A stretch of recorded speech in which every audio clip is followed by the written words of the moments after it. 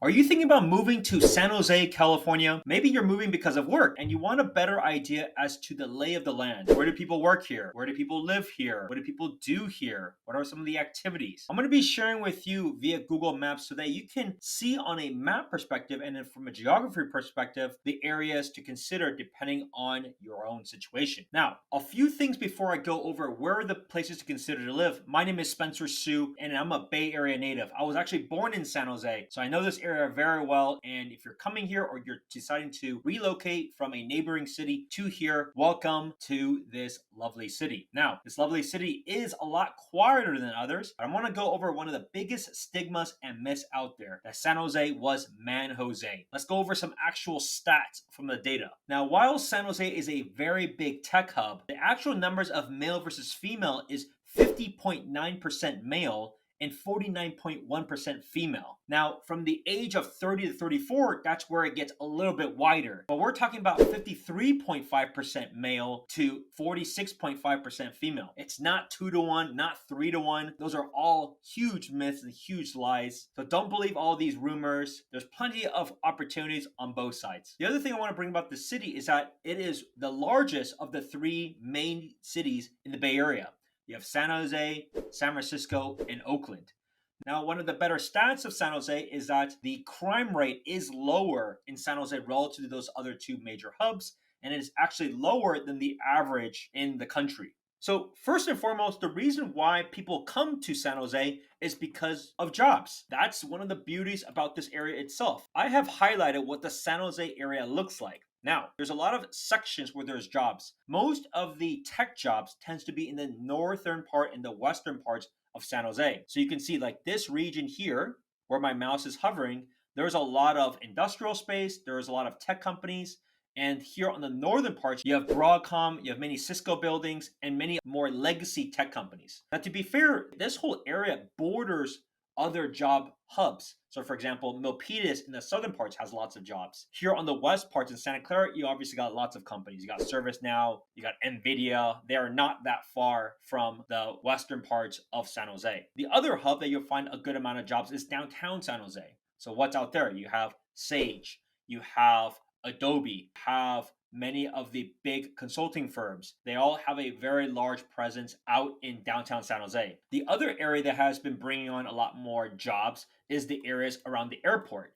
So if you think about Roku, you think about ByteDance and Roku have very large corporate offices around the airport side of San Jose. Now, what about the next question is what about the things to do? Where would people hang out? Now, San Jose is much more of a suburb. And so most people here are, quite frankly, in a different phase of their life. Most of them have settled down. The average age of the city is older than some of these neighboring ones. That being said, you still have a few key areas that people would go to hang out when it comes to bars, drinks, and activities. The main one would be around Valley Fair. Now, Valley Fair does border Santa Clara. Now, Valley Fair, great shopping area. Across the street, you have Santana Row. Lots of bars, lots of drinks, lots of restaurants. Very, very walkable place. Excellent place for a lot of people to show off their wealth. And you're going to see lots of exotic car rentals along the strip that will park there. The other area that is not as well known for people outside of San Jose is just quite frankly downtown San Jose. Downtown San Jose, including San Pedro Square, has lots of lively music multiple times a week. And you have lots of restaurants there that you can just simply grab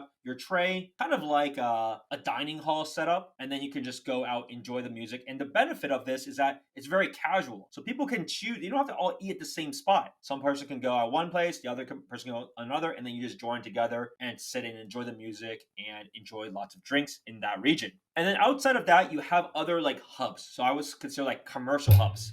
So for example, like in the southern parts of San Jose, around like the Village Oaks area, there's like lots of restaurants there. Now these are mostly chain restaurants, but you got your Safeway, your Target, you got your In-N-Out, you got other plenty of places to dine, not necessarily a place to hang out for drinks, but still plenty of restaurants, commercial spaces, and diverse food options for you to consider. However, for the most part, the way to think about it is San Jose borders a lot of popular places. So for example, some people would potentially live in West San Jose. You can see it's like a little cutoff in between Campbell and Cupertino. It doesn't have that much to choose from dining, but it's right next to Cupertino, which Cupertino isn't like a bar town or anything like that, but Cupertino has a lot of excellent Chinese food.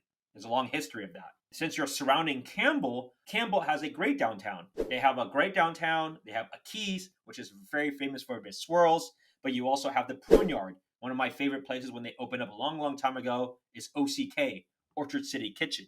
So as you can see, the idea is the more west you go, because that is where there's a lot more companies, but also, quite frankly, there's a lot more younger people that tends to live there. You're going to have a lot more options to dine and to hang out. Now, when it comes to living, what are your options? The way to think about San Jose is really segmented depending on lifestyle. So if you want to be kind of in the thick of things, a lot of people do choose to live in downtown San Jose. They have a good amount of rentals. So people may choose to be in that proximity. There is a good amount of bars in downtown, so that's a popular place for them to go. If you want something that's quieter and newer, those people tend to live in the north parts of San Jose. So you have the area which is right next to those different companies that I mentioned, whether it's Cisco, Samsung, these companies. There are a lot more newer places built around there, especially apartments. So people choose to live out there. There are a few places to own, but not that many from a real estate perspective. Now, in the Berryessa area, because the BART has extended, there's some more people that choose it because of the possibility actually going through a commute to San Francisco on the public BART line. But this area typically actually has some better schools. So it's a good spot for those that have the budget, I would say about plus or minus up to 1.2, 1.3 million for a townhome. And then single family tends to go to about 2 million. Now, I'm just going to kind of go down from a clockwise perspective. As you go towards Alam Rock and the south, like the east parts of San Jose, most of the homes here tends to be either like older apartment complexes, but also here's where you're going to find some of the cheapest, most affordable single family homes. Do not be surprised that you're going to be able to get a single family home for under $1 million in that region. The homes are smaller, to be fair, than other parts of San Jose, but for single family, that's one of the plus to be. Now, outside of the core downtown, there are actually single family around it too. So it's a combination of a lot of smaller, really old single family homes. Some of the oldest you're going to find in all of San Jose, but quite frankly, all of the Bay Area. And you will also find other apartments that are built around there. So places like Japantown, these smaller like multi-family units you'll find there. So that's like in the circle around downtown San Jose. Now, if you go to the southeast, now interesting enough, even though this borders some of the cheapest single family that you will find in all of the South Bay, you have places like Silver Creek, Evergreen, and you have a retirement community of the Villages. Now, these areas can be very, very nice. It can be gated communities. Homes can be here over $4 million.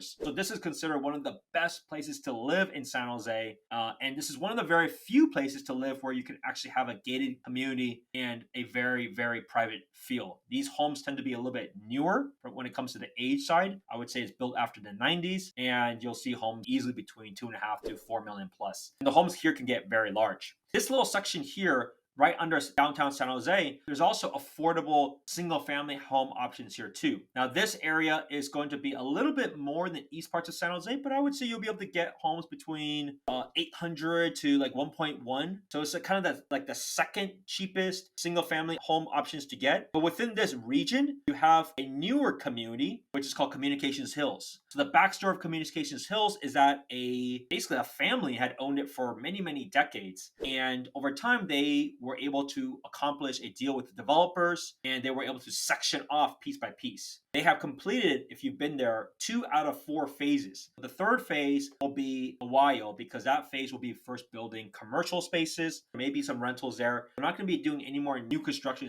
residential for a while. But here you're going to be able to get condos and townhomes up to about 1.2. You can get single family at around 1.6, 1.7. They tend to be more vertical, like a 3-story. Some of them will be in the perimeter, so they'll have some incredible views of San Jose. Now, if you go towards the southeast parts of San Jose, this area would be, quite frankly, one of my favorite picks if your budget was between 1.2 to 1.4. You're going to get a good amount of single family homes in this area, and it's, like, quite frankly, a fantastic place to start, to either buy your own first home as a starter, or if you have a family, because you're going to get a good amount of land in this whole section, more like kind of the Blossom Valley section. If you move more east, you're going to get hit into the more Almaden area. Almaden has excellent schools. You can see a lot of the homes out here.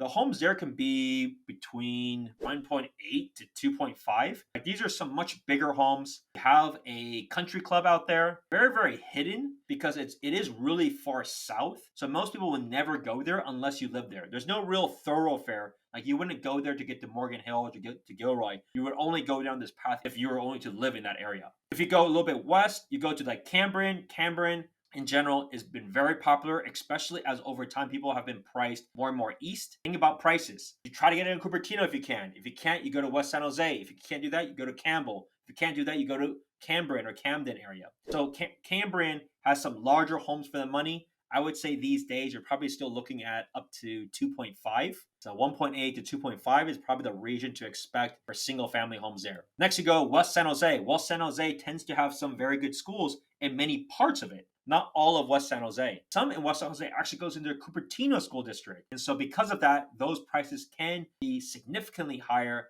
than the areas that are not in those good school districts of this region of West San Jose. It typically goes from like kind of the halfway point here. Most of those are going to be going to good schools of Cupertino. Those, to be fair, you're actually going to get smaller homes versus what you get in Cambrian and a little bit older, but because of the location, because of the schools, it's been a popular choice. And one very underrated place is kind of this area where it doesn't actually have good schools, but the location is excellent. And you're really ultimately banking on the growth and success of Valley Fair and Santana Row. So this little pocket here, I would say home prices up to about 2 million or so. So let's say it's between 1.6 to 2 million. These are similar size of the single family homes here in this west parts of San Jose. Schools aren't as good. However, the location is excellent and it's much closer to a lot of these work opportunities. So what do you think about this? Hopefully this gives you a helpful idea. If you like this and you want me to do with other cities, leave it in the comments below and name the city that you want me to highlight. Even though I do a lot of walking tours, sometimes it's really good to see on a map level, like where do people choose to live? What are the general prices? What kind of homes can people expect? And what are the best things for people to do? Because this way they can then say, look, okay, I'm going to focus in this area, start looking at those homes there and go underway. If you're thinking about buying, selling, or investing anywhere in the Bay Area, I would love to be your trusted real estate resource. Give me a call or text 408-547-4590 and we'll work out a game plan together. See you next video.